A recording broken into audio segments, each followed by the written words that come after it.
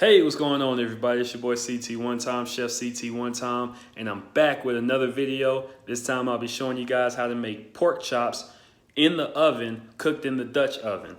All right, got kind of a tongue twister there.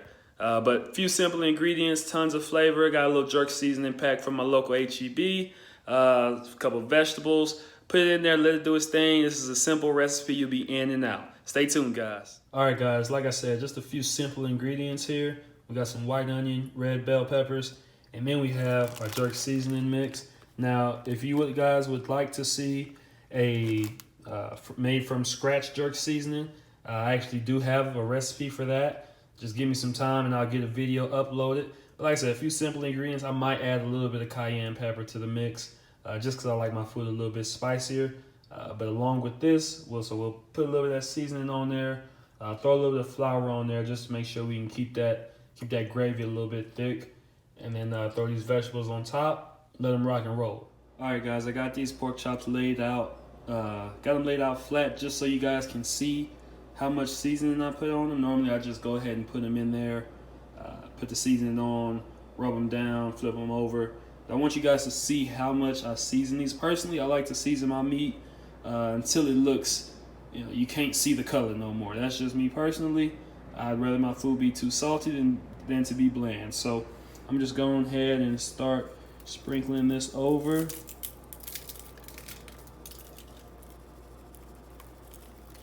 I'm just kind of shaking that over, and I'm gonna rub it in. I'm gonna flip it over. There we go. All right, so we're gonna get that rubbed in. Whenever people say something was cooked with love, I think this is what they mean. People really take the time to, put some manual labor into that. So guys, I'm gonna rub all this seasoning in. I'm gonna turn it over. I'm gonna season it again, and then I'm gonna put some flour on it. Be back in a second. Guys, see, now you see what I mean. You put that seasoning on there and you can barely see the pink. So next thing up, I'm gonna get this flour on it. The thing the flour does, it kind of traps that flavor in there. Typically, whenever you're cooking meat and you're making gravy, you'll want to sear your meat. Just kind of, like I said, it just kind of locks that flavor in there, and you deglaze the pan and this and that. But for this particular recipe, I'm just going to put the flour on there, spread it in, put it in the pot, and let it roll. So, and it doesn't have to be perfect, doesn't have to be pretty, because it's going to spread. Like I said, you see a little glob right there, but once you pick it up, it'll dust off. And then you'll turn it over. That way you can get some flour on the other side, and then it'll pick the rest up. Here, you'll see how this turns out in just a second. Hold on. So you see this big one? It's a lot on here. All I'm gonna do is pick it up, just like that. And now you see how it's an even layer on there. And I'll just put it on that side. Like I said, you gotta rub that meat a little bit. Boom. See, so now it's floured on both sides, and like I said, it doesn't have to be perfect, so just kind of shake that out, just like that.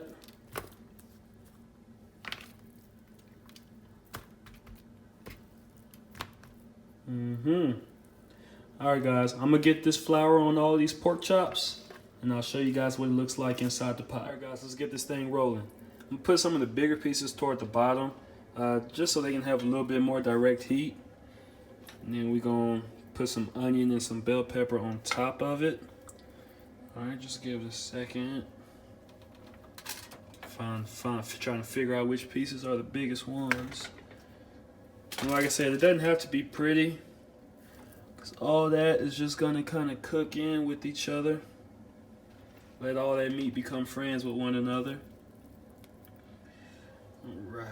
Let's see how many more pieces we got. See, so like a kind of, this piece is a little bit thinner, a little bit more flimsy. You want to put this one, preferably this one, at the top, just because if it's at the bottom and it's actually touching that part, then it'll cook a little bit faster. So you want to put that one on the top, let it kind of be the cherry on top, if you will, and it'll cook at the rate that you want it to for that size.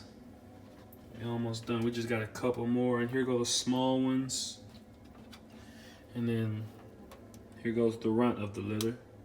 I'm gonna put that right there. All right, guys, we're gonna get these vegetables on there, put a little water in it to make sure it has some liquid, and then we're gonna put it in the oven and let it roll. All right, guys, next up is the onion and bell pepper. We're just gonna get all this on top. So again, it doesn't have to be pretty. Just kind of throw it in there. In a perfect world, yeah, you would like for the onion and bell pepper to be in between every piece of pork chop. But in all honesty, no matter how you do it, the vegetables, that juice gonna get to dripping out of them, and then it's gonna spread out. And since I'm cooking it with the lid on, all those flavors are gonna get trapped inside of there, and it's all gonna get some of that onion and bell pepper juice regardless. And I'm a big fan of cooking with vegetables. I've found through personal experience that if you think you're just gonna, or at least for me personally, if I think I'm just gonna go in the kitchen and load up a bunch of salt and pepper on something and make it taste good, it just doesn't work out for me personally. My grandmother has some type of gift where she just only cooks with salt and pepper, and her food has so much depth of flavor, but I just don't have it in me. So I got to cook with a bunch of different vegetables. So onion, bell pepper, I really like garlic. This recipe doesn't call for it, but like I said, I'm getting all this in. I like a lot in there. You can't have too much onion and bell pepper in food like this. I mean, this is the foundation. Onion, garlic, bell pepper. So make sure we get it in there good on all sides, on the top. I think that's good there. All right, guys, so I'm gonna add a little bit of water into here. I'm gonna preheat the oven, get this thing rolling. I added a little bit of water in here, probably roughly a cup.